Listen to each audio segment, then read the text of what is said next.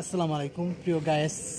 আজকে আসলাম যে আমার 1971 সালে সেই মুক্তিযোদ্ধার কথাই স্মরণ হচ্ছে যে মুক্তিযুদ্ধ নিয়ে বাংলাদেশ স্বাধীন হয়েছিল পাকিস্তানের সাথে। পাকিস্তান বাহিনী যেমন 52 সাল থেকে আমরা সংগ্রাম সব কিছু করে আসছি। 52 আন্দোলনে অনেক ভাষা সৈনিক শহীদ হয়েছে।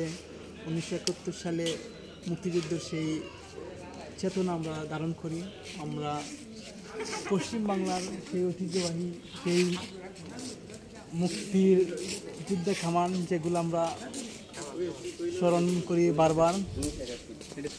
52 সালে অনেকে জানেন না যে গোলাম আজম ছিল টাকসু বিপি, যে অধ্যাপক গোলাম আজম, যাকে আমরা ভাষা সৈনিক বলে আমরা জানি, আখ্যায়িত করি, যে সেই 24-এ শেখ হাসিনা ওনাকে রাজাকার তৈরি করেছে, আলবদর তৈরি করেছে, কিন্তু গোলাম আজম 1952 সালে ভাষা আন্দোলনের একজন নায়ক ছিল, সৈনিক ছিল।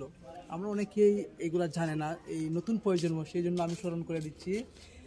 1952 সালে থেকে ভাষা আন্দোলন করে যারা রফিক জব্বার শহীদ হয়েছে, আজকে আমরা তাদেরকে স্মরণ করছি।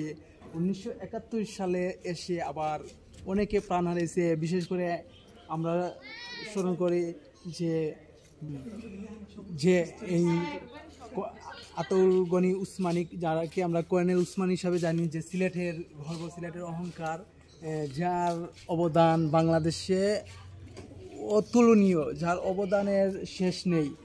এরপর আমরা জানি কর্নেল জিয়াউর রহমান, বিএনপি জাতীয়তাবাদী সংগঠন, ওনারও অবদান অনেক। যে এই 1971 সালের নায়ক যিনি আমরা চিনি, যাকে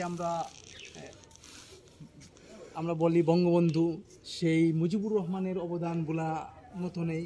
এই যুগে আমরা স্মরণ করি, শ্রদ্ধার সাথে সবাইকে আমরা স্মরণ করি। আল্লাহ হাফিজ।